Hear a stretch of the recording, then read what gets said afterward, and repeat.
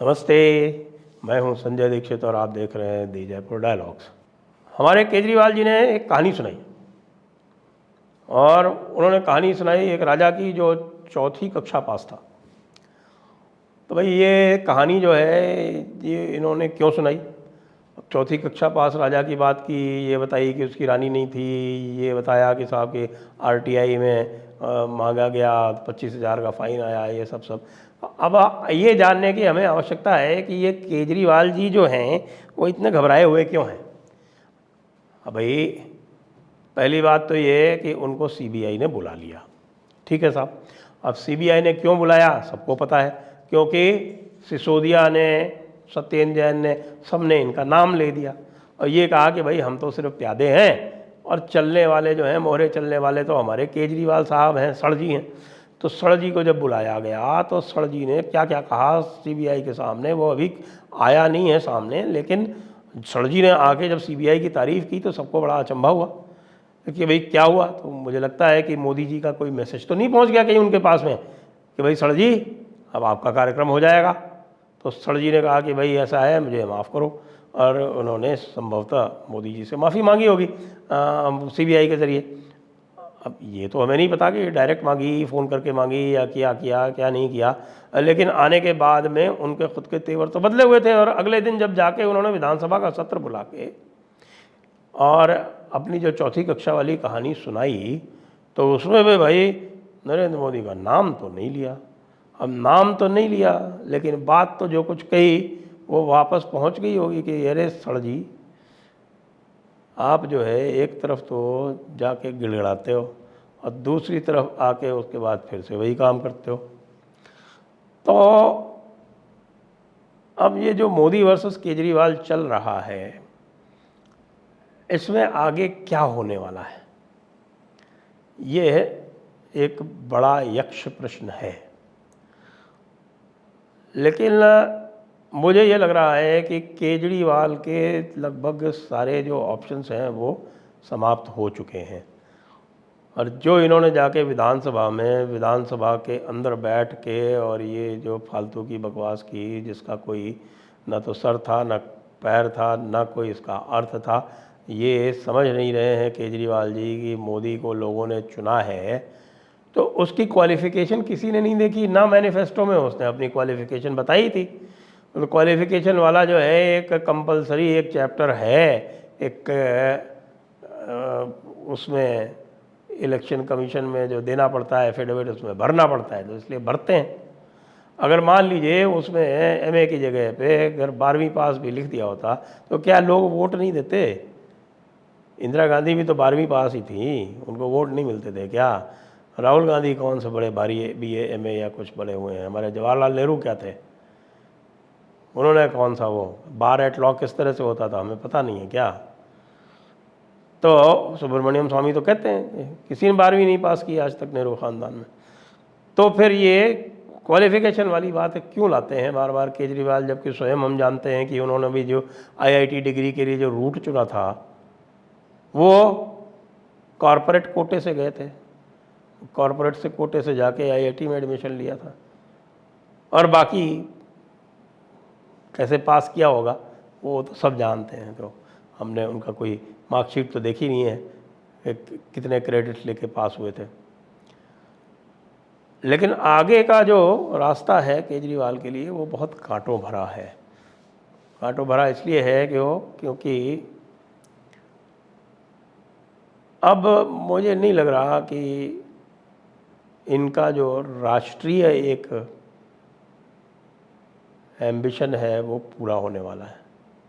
इनकी ये महत्वाकांक्षा अधूरी रह जानी है। अधूरी इसलिए रह जानी है क्योंकि जिस बात पर ये आए थे, सबसे पहले इन्होंने अन्ना हजारे को आगे किया। सबसे पहले तो ये गए और बने इनकम टैक्स में अफसर बने। इनकम टैक्स में अफसर बनने के बाद में इन्होंने कभी इनकम टैक्स का काम नहीं किया, इनकम टैक्स को धोखा दिया। इनकम टैक्स को धोखा देने के बाद इनकम टैक्स में रहते हुए इन्होंने NGO बना ली। फिर NGO का काम करते करते फिर इन्होंने अन्ना हजारे को ले लिया अपने तिलिस्म में, और अन्ना हजारे को गिरफ़्तार करवाने का भी इन्होंने प्लान बनवाया था। वो तो गिरफ़्तार करवा भी दिया, गिरफ्तार करवाने के बाद ही, अगर गिरफ्तार नहीं किया होता कांग्रेस पार्टी ने, तो हो सकता है कि ये इनका मूवमेंट चलता ही नहीं। उसके बाद फिर अन्ना हजारे को भी धोखा दे दिया। अन्ना हजारे से कहा कि मैं कभी पॉलिटिक्स में नहीं जाऊंगा, अन्ना हजारे से कहा मैं कभी पार्टी नहीं बनाऊंगा। दोनों काम किए, पार्टी बनाई, फिर कहा कि मैं कांग्रेस के साथ नहीं समझौता करूंगा, वो भी किया। फिर कहा कि मैं गाड़ियाँ नहीं लूँगा, वो भी किया। मैं बंगला नहीं लूँगा, वो भी किया। मैं कट्टर ईमानदार रहूँगा, वो नहीं किया। तो सारे काम तो उल्टे पुल्टे कर लिए। तो अब जो है मोदी के लिए काम कितना आसान कर दिया है हमारे केजरीवाल जी ने, ख़ास तौर से सिसोदिया के बाद में, कि अब तो कोई समस्या है ही नहीं। अब मोदी को कुछ इनके साथ करना नहीं है, अपने आप ही कुछ ना कुछ बोल के, कुछ ना कुछ कह के, कुछ ना कुछ अपने खिलाफ एविडेंस क्रिएट करके और अपने ही बने हुए जाल में फंसते रहेंगे।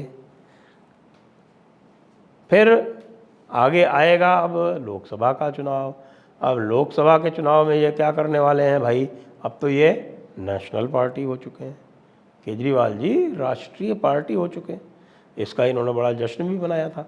अब राष्ट्रीय पार्टी हो गए हैं तो फिर इनका नंबर भी जो है वो सारे बैलेट पेपर पे पूरे भारत में जहाँ भी ये खड़े होंगे तो वो ऊपर आएगा राष्ट्रीय पार्टियों के साथ में, क्योंकि जो इलेक्शन कमीशन जो बैलेट पेपर बनाता, बैलेट पेपर मतलब ईवीएम पे जो आते हैं नाम, वो इस क्रम से आते हैं कि वैसे तो अल्फ़ाबेटिकल क्रम आते हैं, लेकिन टॉप पे रहती है नेशनल पार्टीज़, और उसके बाद में आती है स्टेट पार्टीज़, और फिर उसके बाद में आते हैं नॉन स्टेट पार्टीज़ और इंडिपेंडेंट।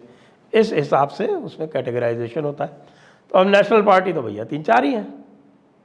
अब तो बची कौन सी, एक तो भारतीय जनता पार्टी है, कांग्रेस है, सीपीएम है और आम आदमी पार्टी है। बीएसपी रही नहीं, बाहर हो गई। एनसीपी थी, वो भी बाहर हो गई। तो भाई अब तो बहुत मज़े हैं आपके। अब आप हर जगह पे कम से कम नाम में तो compete कर ही सकते हो। ये हम पहले 4 में तो हैं ही बैलेट पेपर पे। तो अब ये अपना जो पर्सपेक्टिव बनाएंगे वो इस प्रकार का बनाएंगे कि हम राष्ट्रीय स्तर के नेता हो गए हैं, हम राष्ट्रीय स्तर पर मोदी जी के सामने खड़े होने में सक्षम हैं। मोदी जी को इनकी कॉग्निजेंस अब लेनी नहीं है, पहले भी नहीं लेते थे, अब तो और भी नहीं लेनी है। तो जब कॉग्निजेंस लेनी नहीं है तो फिर बेचारे एक करें क्या, तरह तरह से अपनी आकर्षण बनाने के लिए कुछ न कुछ तो बोलते रहते हैं। पंजाब में जो आम आदमी पार्टी की जो परफॉर्मेंस है वो सब देख रहे हैं, किस प्रकार से एक अच्छे भले चलते हुए प्रदेश को विनाश के कगार पर यह पार्टी ले गई है। यह सबके लिए एक उदाहरण बन चुका है। इस उदाहरण को देखने के बाद में मुझे नहीं लगता मोदी जी को कुछ और करने की अधिक आवश्यकता है। दिल्ली में तो फिर ये जो है वो कुछ करके जो है अपना बना लेते हैं, लेकिन पंजाब की जो परफॉर्मेंस है उसको किस तरह से ये जस्टिफाई करेंगे। पंजाब में law and order collapse, economy collapse, industry collapse, farming collapse, सब कुछ तो कोलैप्स हो चुका है। लोग लगातार धरनों पे बैठ रहे हैं। लोग कहीं तो अब आप ये देखिए कि रेल रोको आंदोलन करवा रहा है। ये किस लिए रेल रोको आंदोलन करवा रहा है कि साहब हमारे गेहूं की ख़रीद का कोटा कम कर दिया। तो भाई गेहूं की ख़रीद का कोटा अब आपके यहाँ क्यों उतना रहेगा जितना पहले रहता था? ये पंजाब का क्या अकेले कोई एकाधिकार है क्या कि वो पूरी की पूरी मंडी का जो सिस्टम है वो पंजाब ही मोनोपोलाइज करेगा? दूसरों का कोई अधिकार नहीं है। पंजाब तो अब टॉप प्रोडक्शन गेहूं में करता भी नहीं है। टॉप पे तो अब मध्य प्रदेश है, देखिए ज़रा। और मध्य प्रदेश के गेहूं की गुणवत्ता भी सबसे अच्छी है। तो लोग वहाँ का गेहूं प्रेफर करते हैं, वहाँ के गेहूं का ऑफटेक ज़्यादा होता है।